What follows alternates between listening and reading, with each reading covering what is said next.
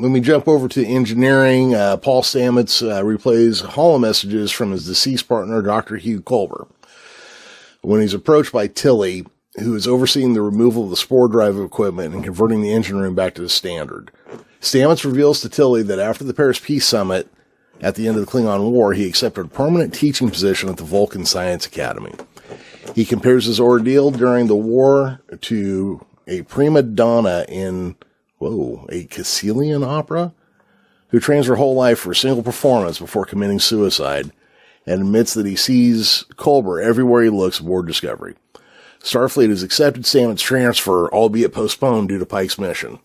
Tilly tries to convince him to stay. Yeah, man. Again, say what you will about Discovery and all the issues with it, but the characters in this show are what make me keep watching, especially in these early seasons. The focus shifts a bit in the newer seasons, but especially these first two seasons, though, I really came to like a lot of these characters.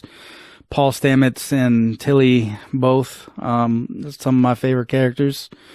So yeah, when he's sitting there looking at that message from Culber, man, because at the end of season 1, that's when Hugh dies. And yeah, man, it was some emotional stuff for me. Well, anybody's partner having their neck snapped is sad. And then because, they're formatting the show more like a prestige television character-driven drama than they are sci-fi action, like 90% of the time. You know what? I was thinking about that tonight while I was watching this, because it didn't really run through my head so much my first time through, but seeing the way this show is made now, I'm just kind of like, I don't know if they're going to be able to get too many seasons out of this, because, how do you keep ratcheting this drama up all the time? You really can't without it being dumb. But those first two seasons are probably still my favorite seasons of this show so far. But in any case, yeah, we're here, right here. The spore drive's down because of all the stuff that happened in season 1, and Tilly's trying to convince him to stay. Basically tells him that she secured him some space and kicked some other people out. And he just basically says, yeah, I don't want that. Just put all my stuff in storage. I'm leaving. Yeah. There's a lot going on there. And you're right. I like both these characters quite a bit. Tilly and Stamets I find to be interesting, fun characters. And I had a little bit of an issue, and I think probably the entire viewing audience that isn't just like a bunch of homophobes, we were right back to bury your gays. You had a gay couple, and of course one of them gets murdered within, 3 episodes or whatever. Yeah, that's fair. I don't know. I had originally decided I wasn't going to mention any of this stuff, but a big problem people had with it was the fact that they were gay. But to me, they didn't throw that in your face all the time. It was just a relationship by 2 crew people. I didn't have any issue at all with any of that. It just was portrayed like a normal, average relationship between 2 crewmates, and one of them died, and the other one is looking to move on. Yeah. And that's just a relationship. I wouldn't say that any of the rest of it factors in. Because first off, it's not like you got to watch them like going at it all the time. And their only attributes weren't that they were gay. We're talking about an engineer and a doctor, so 2 accomplished people. I could really care less if they're a queer couple or a straight couple at that point. I'll tell you what is weird, though. It is for the first time, and we can probably talk about this a little later.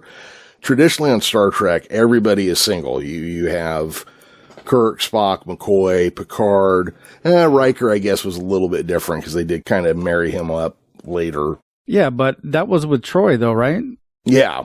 And so the same thing, though, their relationship happened aboard the ship.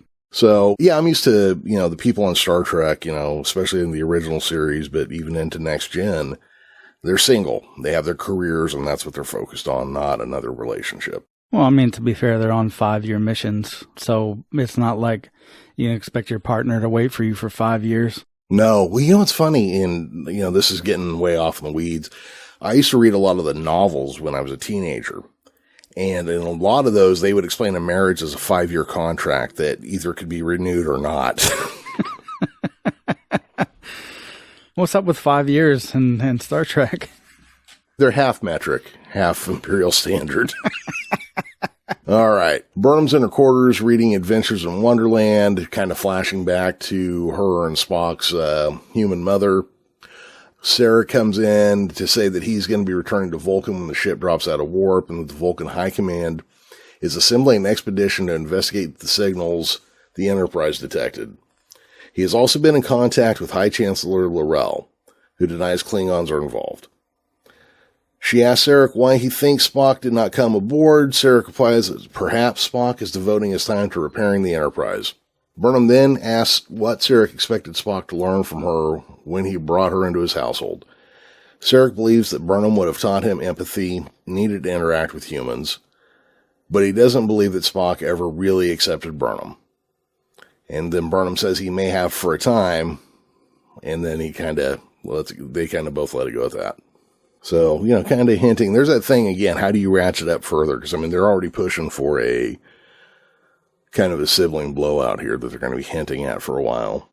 And if I remember right, I probably should have checked on this before I said it. There's a period where Spock didn't talk to Sarek for like 25 years or something. And I think this would have fallen during part of that before the episode Journey at Babel. I don't know. Yeah. I was sitting here trying to think about it, but I can't. Yeah. Like I said, I probably should have looked that up before I stuck my foot in my mouth, but